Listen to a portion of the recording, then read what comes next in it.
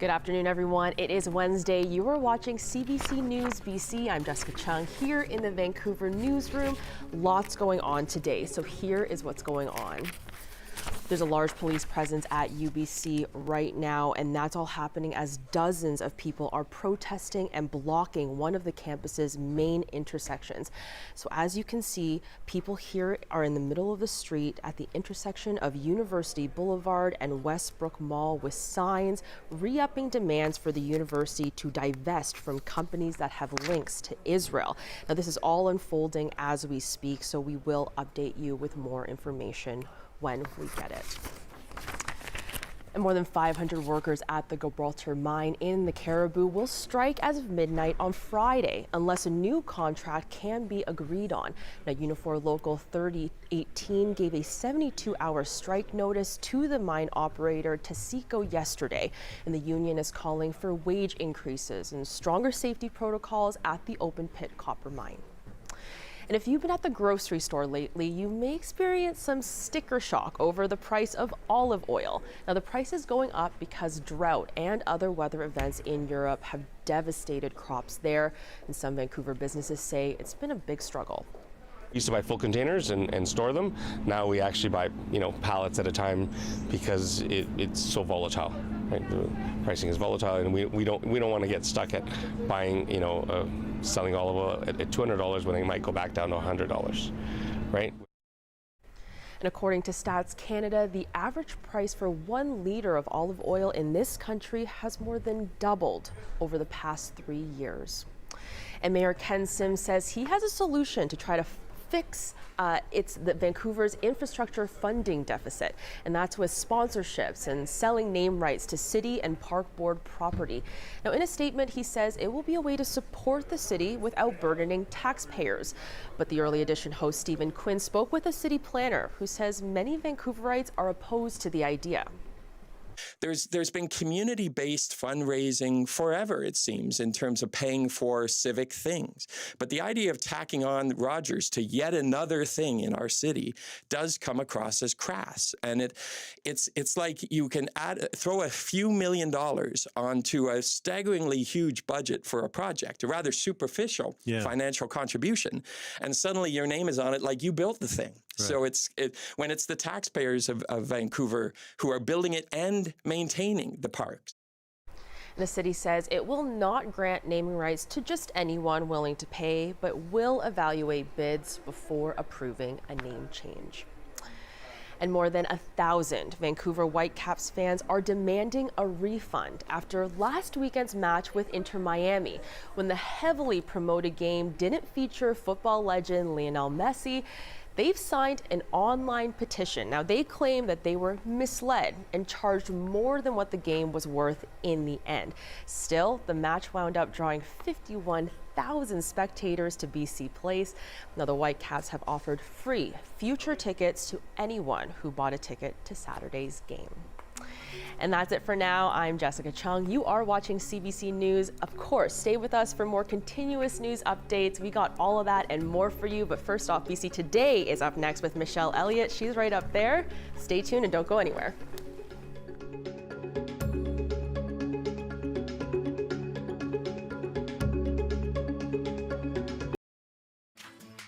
Good afternoon. Thank you for joining us. Well, what role does the federal government need to take on BC's housing crisis?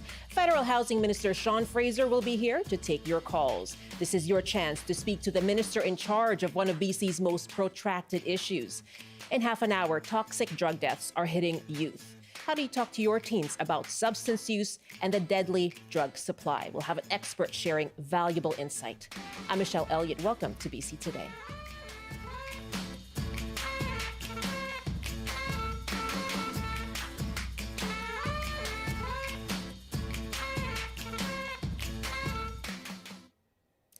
Thank you for joining us on CBC Radio 1, CBC Television, and we're live streaming too. You can use the CBC News app and hit the video tab.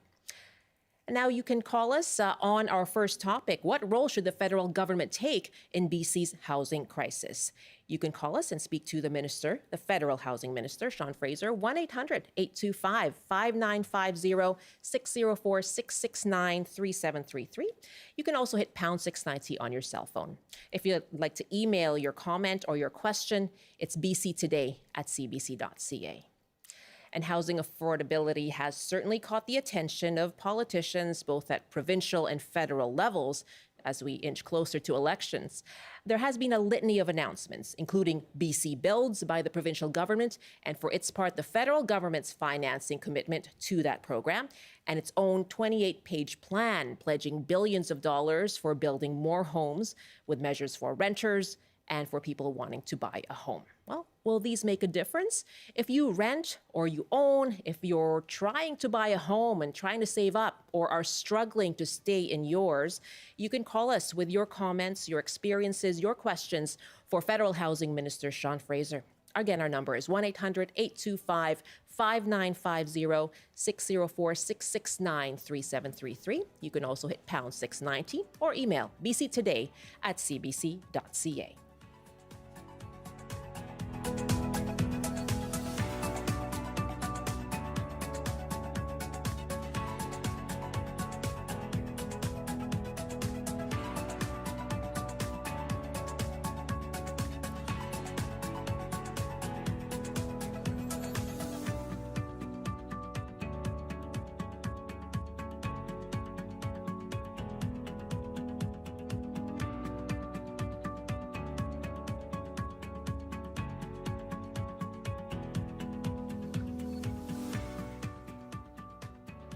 And Sean Fraser, Federal Minister for Housing, Infrastructure and Communities, is in Vancouver today and joins me now in studio. Good afternoon and welcome. Thank you so much for having me. It's a pleasure to be with you. Oh, thank you for joining us and agreeing to take calls from our listeners. You know how invested British Columbians are in this very important issue. And it's something that your government has really paid attention to in the last couple of months, at least. In April, you unveiled this plan. You called it a plan to solve the housing crisis. Why is your government now taking such a deep interest in housing? Look, there were challenges when it came to affordable housing stretching back a number of years. That's why we moved forward in 2017 with the National Housing Strategy. But that had a unique and disproportionate focus on affordable housing for low-income families. What we've seen, particularly as we've come out of the pandemic, as a lot of the housing supply that was bought up when interest rates were very low, we've seen a real housing crunch that's not just impacting low-income Canadians, but right across the country. Middle-class Canadians, young Canadians are having a difficult time to find a place they can afford to rent. And the idea of home ownership for far too many is just something they can only dream of. We don't think that has to be what we accept as the future for Canada. And we want to help provinces and cities make a difference in an area that's traditionally been their jurisdiction. But we know it's a problem of national scale. And we want to make sure that we're at the table as a good partner with efforts that will be required to solve the housing crisis. You've been framing it as generational fairness, targeting middle income residents. And this is something the BC government has done as well. But why should those people who are renting now, who have felt like the crisis has only grown since 2015 when your party took government, why should they put their trust in you to take us into through the next election to solve the housing crisis? So I think it's important that people approach politicians of different partisan stripe with a healthy dose of skepticism when there's big promises made, unless they're backed up by policies. So I'm not asking people to just listen to what I may say when I come on your show. I'm asking them to review the plan. What we're trying to do is to address the plan by doing a few key things. First, we have to build more homes. We can do that by reducing the cost of homes. We can do that by making it easier to build homes. We can do that by releasing public lands for home building. But we also create new measures to help young people save up for that down payment, additional protections for people who are renting now and are going to make increased investments that we've not just promised but have now budgeted for and debated in the House of Commons, measures that are going to invest in more affordable housing. So don't just take as gospel what somebody may say from a political pulpit. Actually review the plan. We've put forward a serious plan that's going to invest billions of dollars to build more homes. And when we compare it to what's on offer from various parties, I think the decision will become obvious. Isn't it too late by now? Look, it's never too late to do the right thing. We, as I mentioned back in 2017, had a focus more on affordable housing because we came through a 30-year period where federal governments, both Liberal and Conservative, I should say, failed to make investments in affordable housing. But now we've seen the housing crisis reach even small-town Nova Scotia, where I call home. It's not restricted to big cities. We need to put additional resources on the table to help provinces, to help cities address their unique housing challenges. Okay, this plan that you've put forward, as you say, you provide loans, you want to expedite bureaucracy, provide public lands, but you're not actually building housing. And a lot of what we hear on this program is the federal government got out of building social housing, purpose-built rental housing in the 90s, and that is abdicating your responsibility to provide affordable housing to Canadians. Why not take the steps to actually be more actively involved and actually build housing? So it's been many decades since the federal government was actively engaged in construction. And in fact, I believe that the private sector will be better and more effective and efficient at home building. But we've seen during that period, when people talk about the federal government getting out of home building, we got out of the business of even financing social housing for 30 years. And we came back in 2017. Right now, when we've got a very real challenge with labor, skilled trades in certain markets across Canada, having the government start a new construction entity and pulling from that same limited pool of labor wouldn't necessarily result in an increased housing output, but more money on the table can make a difference. But with developers, will they not be more interested in building more of those high-rise condos we've seen? Under what circumstance? I just want to make sure I understand your question. Leaving it to the private developers to build more. So we design our programs in a way that incentivizes the kind of outcomes that we want. So if you look at our low-cost financing program, it's only eligible to builders who make a commitment that they're going to offer a certain number of units at a price that middle-class families in a given market can afford. So if we take the apartment construction loan program, 20% of the units have to be made available at or below a price that's based on the median market income. So 30% of what the median income in a market is. Our affordable housing, low-income housing where we actually subsidize the construction, not through a loan but a grant, requires a much deeper level of affordability. So low-income families, based on their income, can have a place to live. So we don't just put money on the table to help builders build anything. We put money on the table to incentivize kinds of homes that people can actually afford. Let's take some calls now. Housing Minister Sean Fraser is with me, and we're taking your calls. What role should the federal government take in addressing BC's housing crisis? Our numbers are 1-800-825-5950, 604-669-3733. Roy is joining us from Vancouver. Hi there, Roy. Good afternoon. Good afternoon. And yes, go ahead. I'm just going to turn the volume down on my phone. Oh, great. I'm calling because I'm homeless and I've been forced to live in my car since the beginning of January. I have an old age pension, I have the GIS and my CPP, which provide me with about $2,400 a month. And I cannot and have not been able to find housing in Vancouver with that income. I have, because of my age, I get refused tenancy by most landlords because they don't want a 74-year-old man living in their apartment. And so I'm heading to my earlier home in Canada in Montreal, the stopover in Calgary at my brother's place, because that's where I can get affordable housing. Where have you been living? Where have you been living, Roy? There seems to be absolutely no mechanism whereby seniors on fixed income should be able to apply for emergency housing grants, and I don't see that available. You're on your way, Roy, and you said that you have been forced to become homeless. Where have you been living? I think Roy is unable to hear us. He's turned down his volume. But thank you so much for calling and sharing that. What he's saying is lack of options. And, you can build and build, but what are you doing to support income? So first of all, it's heartbreaking that Roy finds himself in the position that he does. In a country as wealthy as Canada, there shouldn't be anyone who goes to bed without a roof over their head. This is a very problem. Common here. Of course it is. And I'm not here to say that the problem has been solved. We have a lot of work to do. But we should set as a goal the elimination of homelessness in Canada, because it's simply not fair that someone living in a wealthy Canadian city should go to sleep without a place to call home. There's a number of things we do both to support vulnerable individuals and to support cities who are managing challenges around homelessness. With cities, we have a program called Reaching Home, and we've recently increased by several $billions the funding through this program to help cities create options for people and to transition them to more durable housing solutions. At an individual level, we created the Canada Housing Benefit, negotiated through provincial governments with bilateral deals that can provide rental supplements to help people with the cost of finding a place to live.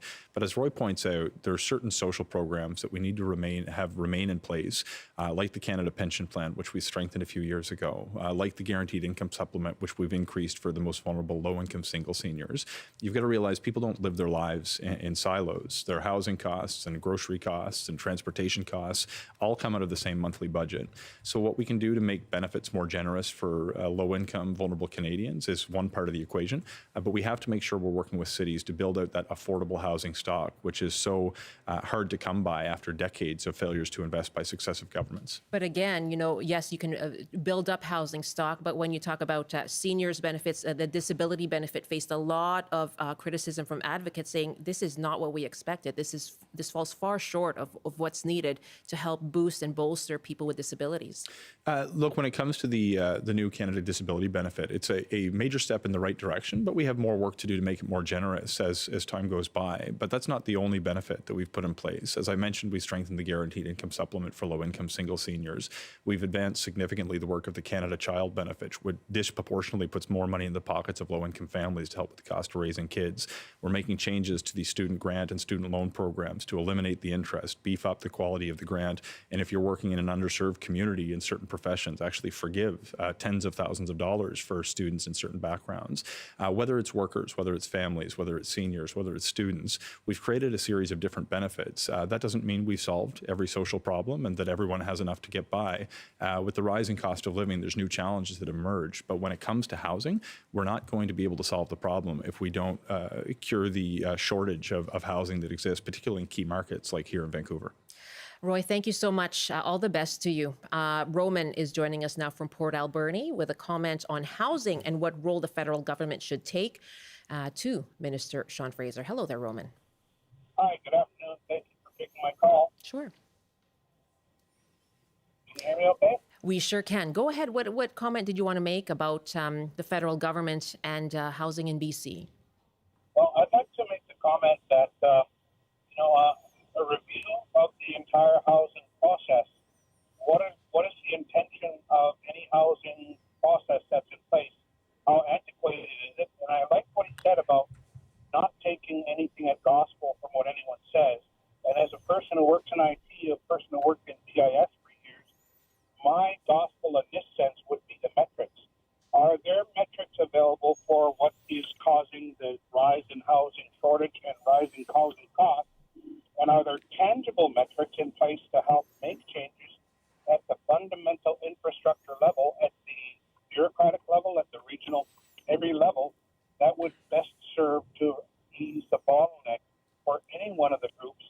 And finally, as an Indigenous person, with UNDRIP being declared, one of those bottlenecks is definitely going to be Indigenous housing, low-bearer housing for Indigenous people, because it's not widely known that the reserves we live on are very hard to expand, and a lot of people end up living in the city because the reserves don't grow with the population. Mm-hmm. So, again, coming back down to it, what are the metrics telling you should be done in the highest priorities and every priority thereafter? Okay. Roman, thank you very much. Look, thanks very much, Roman, for the question. One of the challenges that we've got nationally is that there's not a common set of metrics that exist because housing markets are distinct, and traditionally housing has been the technical responsibility of provincial governments, but we want to do more to help them alleviate the crisis that they're facing.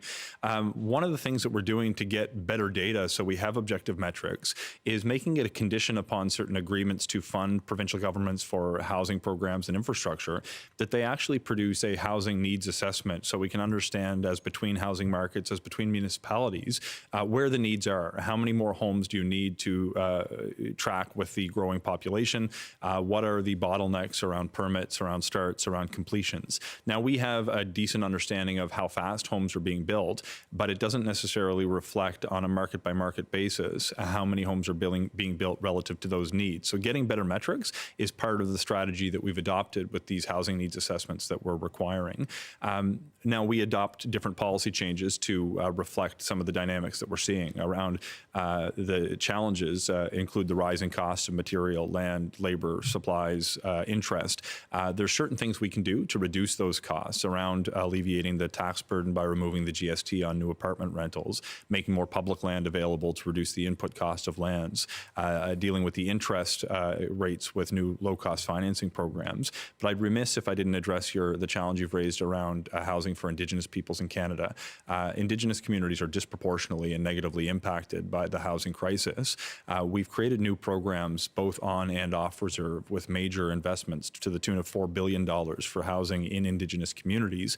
And we're trusting Indigenous leaders to identify their priorities. But we're also moving forward with a new urban, rural, and northern strategy for Indigenous peoples who have had that connection with their community severed, but nevertheless have housing needs. And we're working in the weeks and months ahead to make additional resources available, again, in excess of $4 billion off reserve as well, to address some of the unique and significant needs of Indigenous peoples across Canada. Roman, thank you very much. I want to touch on something that you just said, which is the metrics are going to be different based on jurisdiction. You've had different kinds of reactions and responses from different provinces. Here in BC, they have made similar announcements when it comes to housing, its own BC Builds program, a program as well to mandate and demand municipalities build more and replace single-family lots. There has been some pushback from some local mayors saying we need infrastructure to go along with that, right? So there's that pushback against this provincial measures. What role are you going to take to ensure that the province can actually move forward and follow through with that when it's coming up against these kinds of this kind of opposition? So municipalities is where the municipal governments is often the forum where the rubber hits the road on the very real obstacles right. to getting things built. But they also need help if they're going to succeed. So I think we've got to work with municipalities to eliminate the bottlenecks, and we've got to support municipalities with the cost of building. So in terms of supporting municipalities, we've recently announced as part of the housing plan a new $6 billion fund, the Canada Housing Infrastructure Fund, to support mostly water and wastewater infrastructure that's key to enable more housing. But in exchange for the funding we're going to put on the table, we're going to insist on certain changes. We're going to say you have to stop increasing taxes on home building through increased development charges, which drive up the cost of housing. You have to make certain kinds of zoning changes to ensure that we're increasing density near the infrastructure that already exists, because it's cheaper and to maintain and operate that infrastructure if you maximize the potential of the infrastructure that's already in the ground, rather than constantly pursuing urban sprawl, which in Vancouver is becoming impossible to continue with.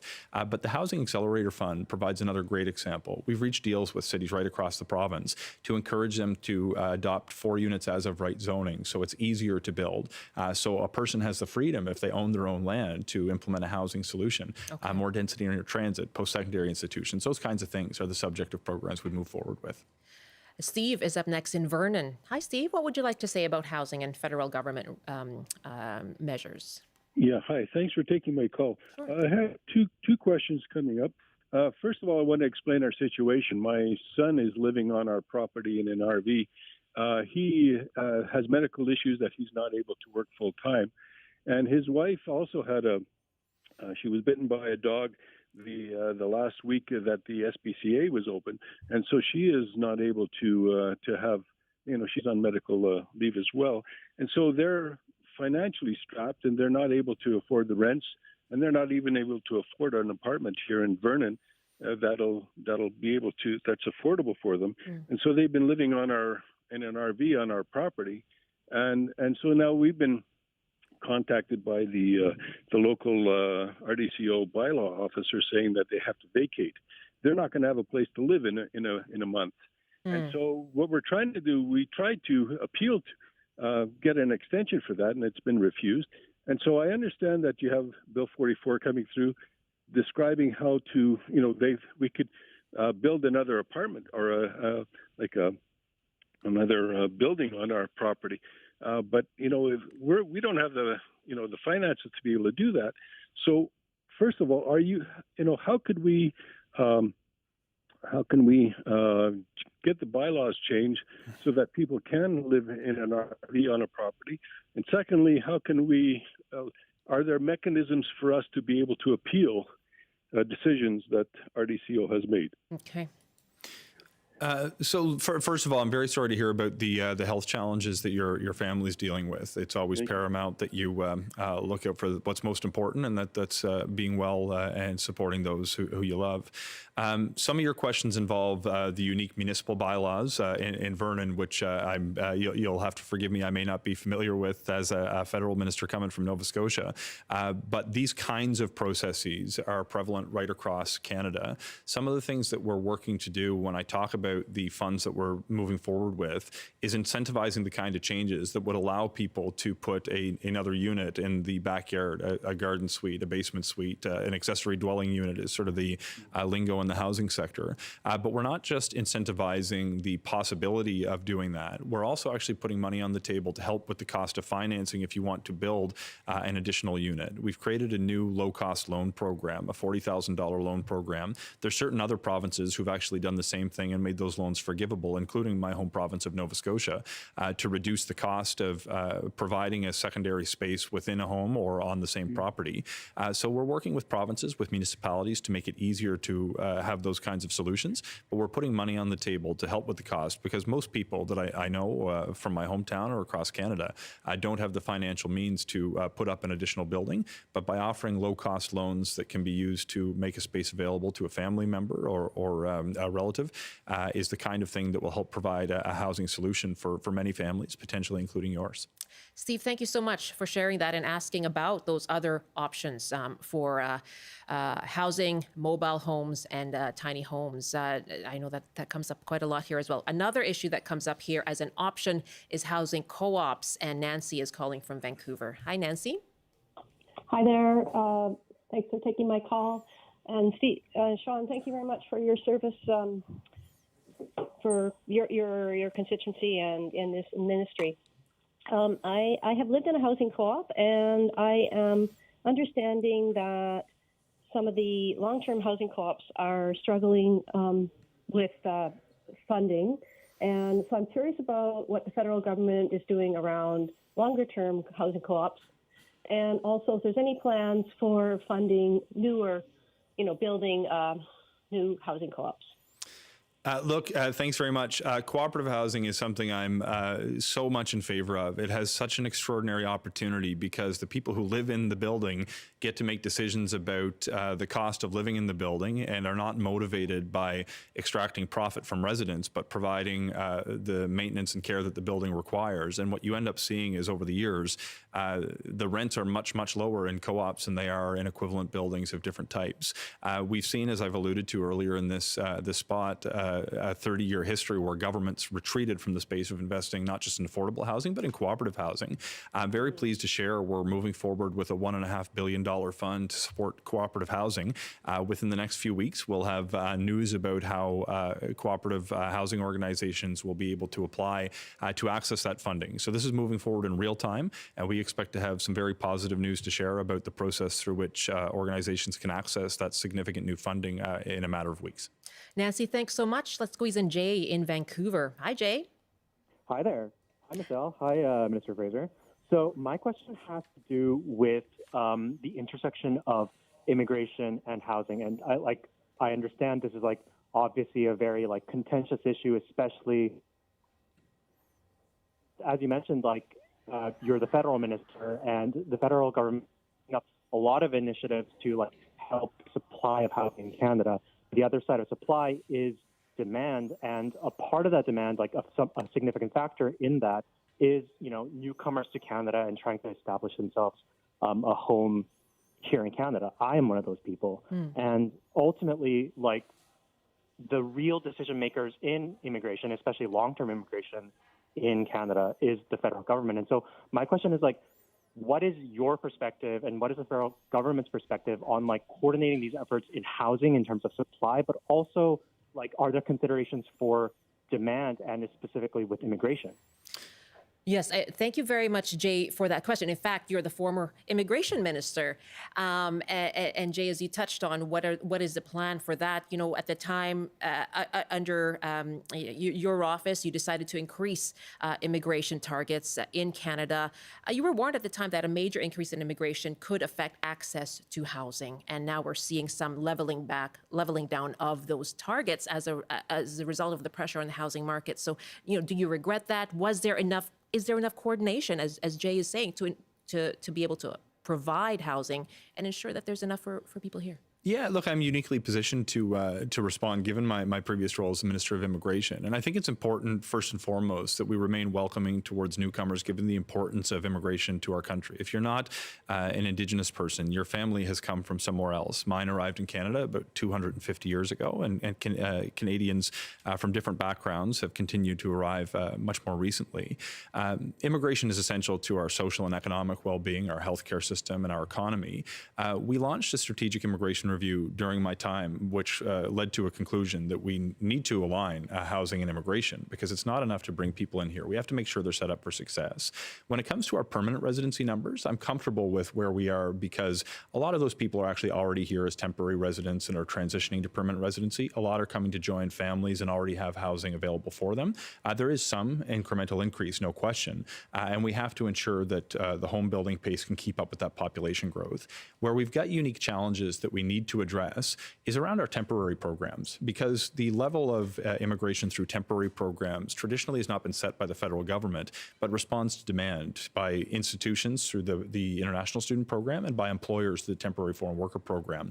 We're making some important changes now to reduce the number who are coming in, because we've seen some institutions request upwards of 30,000, 35,000 study permits for people who are all going to move to one community. Right. We can't let that continue if the institution's not also providing housing. So we're working on a trusted partner model to And we're seeing the need for more oversight of those institutions. Absolutely. And traditionally the oversight has been with provincial governments, but we're now stepping in to say, until this is under control, we're placing a cap on the student program, and provinces, you have to allocate institution by institution how much each can come in. In a parallel process, we're developing a trusted institution model to reward those institutions who are actually taking care of the people who come, treating them fairly, including by providing housing opportunities for them. So there's work underway, but there's still work to do on the temporary side of the equation, no question, if we're going to ensure that people coming in are treated fairly and the communities have that absorptive capacity to ensure their success and protect against consequences to the housing market for people who already call those communities home.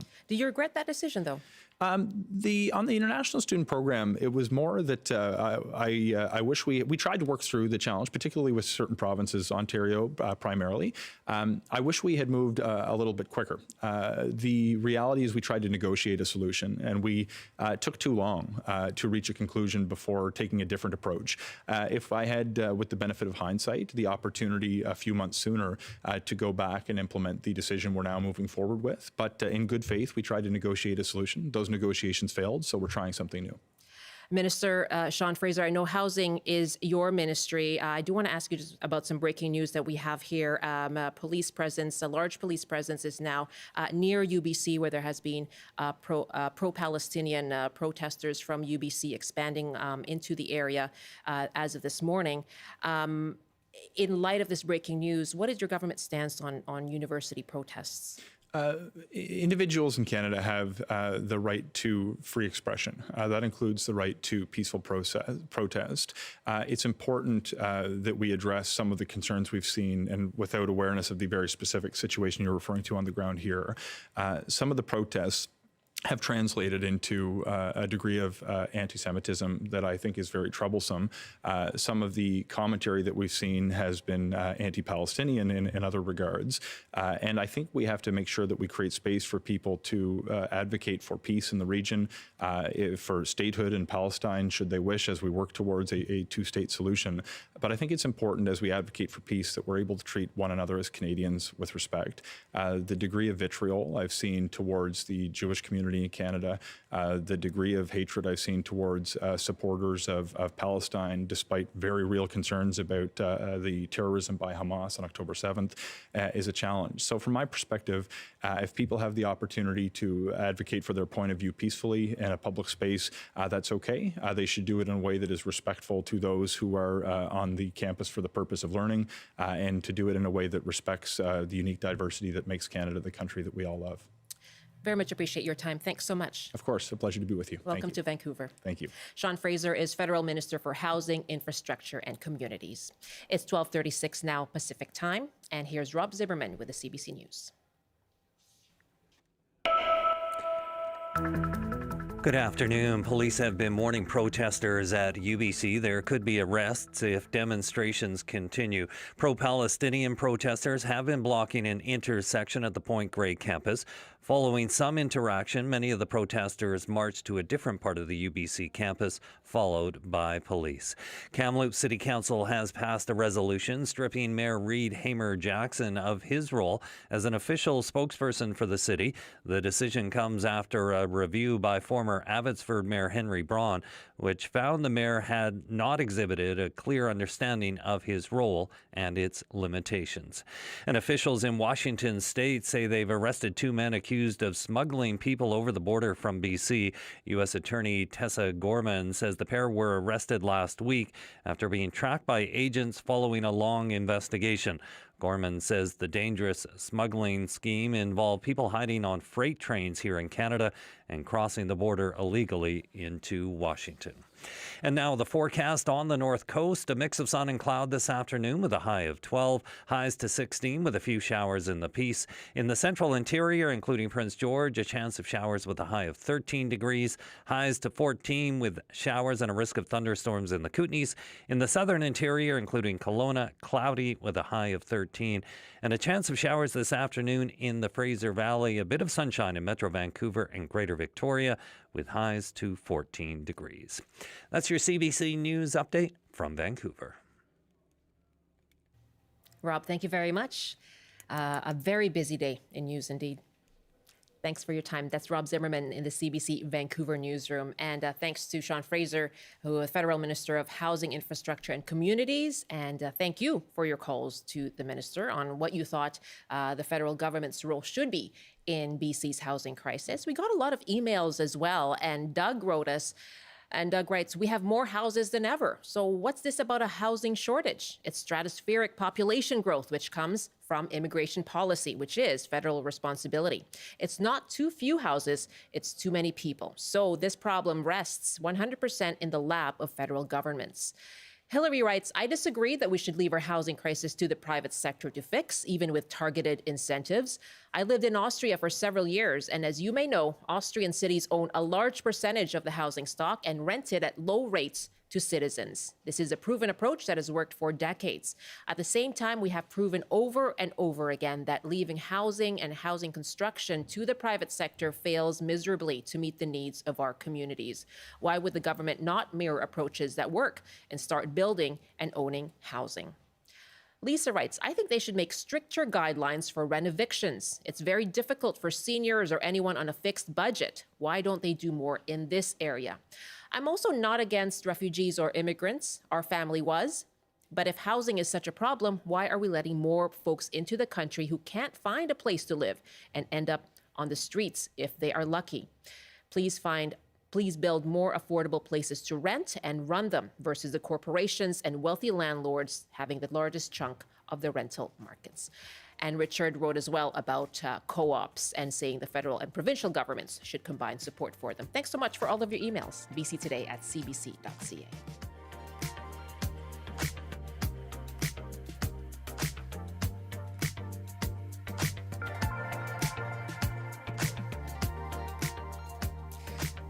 Welcome back. Thanks for joining us. This is BC Today here on CBC. I'm Michelle Elliott. Very nice to be with you. And you are listening to us live on CBC Radio 1.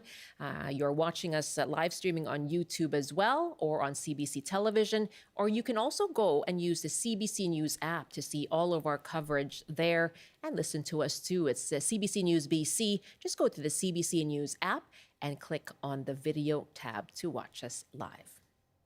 12:40 now, Pacific time. Well, the number of children and youth dying from toxic drugs has risen, according to a new BC Coroner Service report. The report showed that 126 children and youth under 19 died from toxic drugs between 2019 and 2023.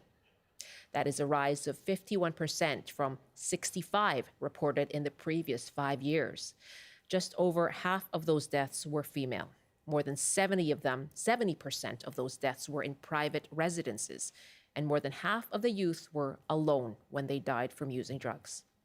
Now, this report is, I'm sure, raising many questions for parents and caregivers, and so we're asking you, how do you talk to your kids about drugs and the toxic drug supply right now? You can call us 1-800-825-5950, 604-669-3733. You can also hit pound 690 on your cell phone. If you'd like to email, it's bctoday@cbc.ca. My guest is Dania Fast, a research scientist at the BC Centre on Substance Use and a professor with UBC's Department of Medicine. Dania leads an at-risk youth study in Greater Vancouver as well and has worked with youth for many years. Good afternoon. Thanks for joining us. Thank you so much for having me. What's your reaction to these numbers? Well, it's just heartbreaking to see these numbers. Of course, we've been aware of the numbers over the years as these reports come out, but to see them summarized this way is absolutely heartbreaking. Many of these young people are known to me, so I think it's important to first acknowledge that these aren't just numbers. These are young people who we lost far too soon as a result of our toxic drug supply. Yeah, I'm sorry for what you must be going through in terms of your loss. And of course, they all mean families and friends and loved ones who are grieving now. What makes youth, the stat that really strikes me as well is that it is the leading cause of death in this age group. And what makes youth vulnerable? Young people use drugs for a lot of different reasons. So it's not just one thing. We know that there's a link between mental health and substance use. So some young people are drawn to substances as a way to really moderate the mental health issues that they're going through. Some young people find a lot of relief, at least initially, in using substances because of mental health challenges that they're going through, whether depression or anxiety, or even conditions like ADHD. There's qualities about these different drugs that are out there that can really help young people to navigate those mental health challenges. But young people also use drugs for pleasure, for fun, for excitement, to deal with pain, to deal with emotional pain, physical pain, cultural or spiritual pain. So it really is multifaceted. I guess the question is how, given how common those conditions are, how do you prevent youth from turning to the comfort that these drugs can provide? Well, we need to be able to offer other tools and other strategies and other spaces to work on mental health challenges, to connect with other young people and with trusted adults, with other sources of fun and excitement and joy.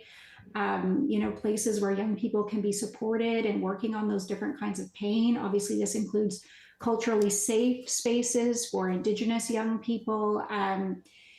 We need to be able to offer, those things that drugs bring a lot of young people. We need to be able to offer alternatives to say, hey, you could slow down, you could stop. Here's some other things that you could be doing with your time. And parents or people may listen and say, yes, that there is that propensity to perhaps experiment as a young person. You may have done it in your own youth, but the supply itself is different now, right? How should parents approach that conversation? We have a situation where the drug supply is tremendously dangerous. Everyone, is becoming aware of this now, just how dangerous the drug supply is, and these numbers really speak for themselves in that way. And what we see from this report is that young people are not immune from these incredible dangers, including the potential for drug use to be fatal.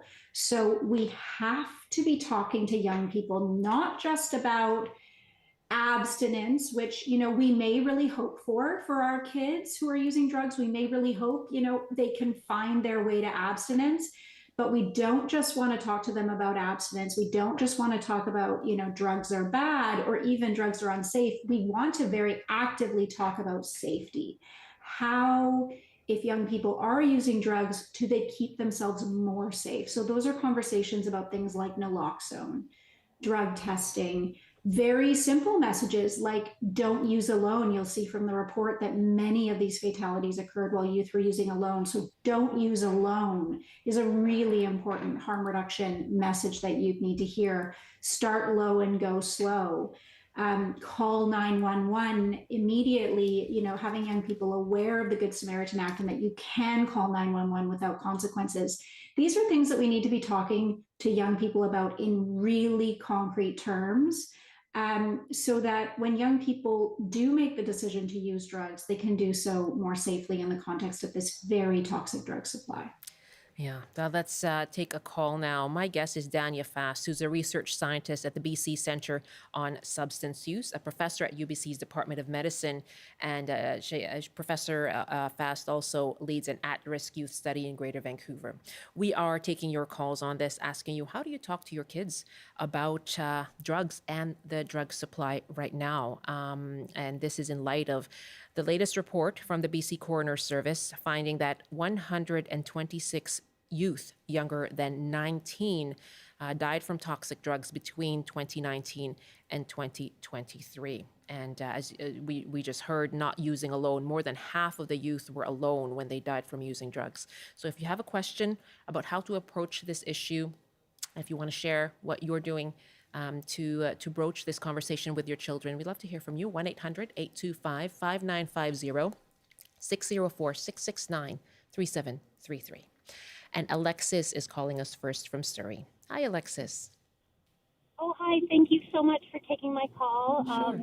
This is very timely, I think, for most families, but in our family, we talk about this regularly, and it's like I've heard your caller speak to, that we're not immune from this. Nobody is immune from this, but I think a big part in our education for our kids is to desensitize them from what is going on out there and share how different it is from when I grew up. I'm 50 this year, and the worst thing that could happen to us is not even existent anymore. It's tenfold for what we could have experienced, and just explaining to them how it can change their brains, it can change how they think, and it can change how they react to life after that. And then again, not to make it so fearful, but also to prepare them for when somebody they know and trust is going to say, I've got a safe supply, I know where this is from, and that's non-existent. There is no such thing as a safe supply. And we want both of our kids, one's in elementary school, one is in high school, to be able to say, yeah, great, maybe I'll try that next time with you, but my family prefers to get from their own dealer, and I have no problems with that. We are, we live in a great neighborhood, we have great supports around us, but it doesn't matter. It doesn't matter because every situation that we hear, it affects all different parts of our society. Yeah. So I want them to be prepared for that, and I feel nervous, and I also feel with the mental wellness side of things, especially from seeing what our kids have gone through COVID and just life in general. There's a lot of negativity out there.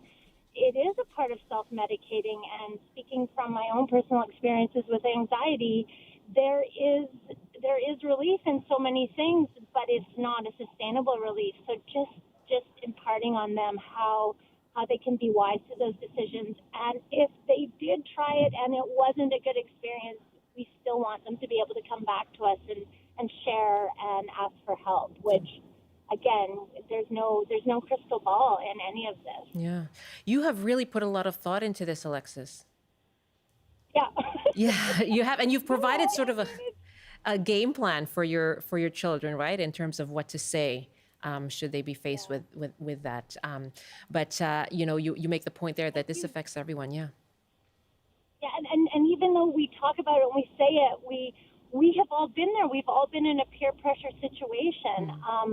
And another part of this is I want my kids to know they can come to me, but I also want them to go to somebody that I've set them up to trust and that they have in their community. And so we talk about the neighbors, the family, the teachers, the coaches, those type of people that they know that they could reach out to, because often, and I think we hear that people feel isolated and alone and that nobody else is going through this with them, but that's not the case. It's just at their stage of development in their minds, they truly believe that. So I want it to be by example too, and see me fail and see us ask for help as well, because there's no guidebook for this, and it's changing so quickly. Normalize seeking help. Yeah. Alexis, really, really good to hear from you. Thanks so much.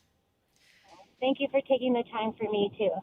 That's Alexis in Surrey. Wow, there's a lot to unpack there, Professor Fast. I mean, she talked about, why don't we touch on the impact that COVID had, because this is something that you've talked about, just in terms of what it meant for this generation right now. Yes, that was a great point that the caller brought up, which is, COVID has exacerbated or really deepened a mental health crisis among young people, and it deepened a lot of isolation for a lot of young people, for all of us. But young people felt this in different ways than the rest of the population, and it has resulted in a real mental health crisis. And, isolation, as we can see from the report, there's almost nothing more dangerous than, isolation and using alone or in secret, hiding your use from your parents, from your friends, from your community, from your school. This can be an incredibly dangerous situation, as we see from the numbers. And yet COVID has deepened isolation. So I think what's so smart about the way that this caller is talking to her kids is just really opening up conversations, drawing kids into the conversation. I think it's smart to share some things if caregivers are comfortable about their own teenage years, because that sort of acknowledges that, yes, there are things that can be attractive about drugs. There are things that can draw us to these substances. They're not just bad. This is complicated. There are ways that drugs can really be, a source of relief from mental health challenges. And yet, the drug supply now is completely different than it was in the past. So we have to be talking in really concrete terms about safety. And I liked the example that the caller gave, where she said, I need to talk to my kids about, like, if they're being told, hey, this is a safe pill, this is safe, we don't want to be thinking like that. We want to be going for drug testing. We want to be having naloxone no matter what. Yeah, that questioning whether it is safe. Aaron is on the line. Speaking of concrete, Aaron has a really concrete question here from Vancouver. Hi, welcome. Thank you. Hi. My question is both general and specific, relating to the research and reporting in general around drugs. I'm a mom and an aunt of tween and teenage kids in Vancouver. And as we're having these conversations with the kids, even as relatively drug-savvy adults, I feel like we don't have the information to speak specifically to which drugs the fatal and or toxic elements are showing up in. We know anecdotally and second, third hand that it can be in marijuana, it can be in cocaine, it can be in the opioids, obviously, but I feel like that would be really helpful knowledge for adults to have. I think so too, Erin. I'm just going to jump in because I want to make sure that Dania has time to respond, okay? Yes, please. I think this is a really good concrete question so people know. Go ahead, please. What do we know about these specific drugs that involved here? Well, any drug can be contaminated, and we want to really keep that front of mind. I think, what we're seeing more and more is that we need to be bringing overdose prevention to every young person, and we need to be talking in terms of all drug use. Of course, there's, more contamination in our opioid supply, for example, than in our cannabis supply. So I don't want to, for a second, imply that using cannabis carries the same risk of contamination as using, opioids or crystal methamphetamine. But my view is really that we want young people knowledgeable and prepared in terms of overdose prevention when it comes to any substance use. And so that includes cocaine, that includes MDMA, the sort of constellation of party drugs. We want young people to have naloxone, to test their drugs, to know these basic overdose prevention messages if they're going to be using any substances. It's just critical that we take that approach because of how volatile and unpredictable our drug supply is, full stop. So I realize that might be a bit different than what the caller was asking, like which one has which. I think we really need to look at this as we've got a very toxic, very unpredictable drug supply. Let's make sure that our kids have the knowledge and what they need to keep themselves safer and those around them, right? Okay. If you're at a party and it's a friend who's overdosing, do you have naloxone? Do you know how to use it? It can be for your community and for your family and friends as well. And just to get to the specifics, though, in terms of this report from the BC Coroner Service, fentanyl or its analogs were detected in 83% of the deaths, methamphetamine or amphetamine detected in 30%, cocaine in 20%, other opioids as well, including heroin, morphine, hydromorphone, codeine, and methadone were detected in 30%. So 21%, and benzodiazepines in 35% of the deaths. So that's just what we have from the Coroner Service. A really valuable conversation. I hope that we talk again because obviously people are really wanting to know more. Thank you so much for your time, Dania Fast. Thank you. Thank you for having me. Dania Fast is a research scientist at the BC Centre on Substance Use and also with UBC.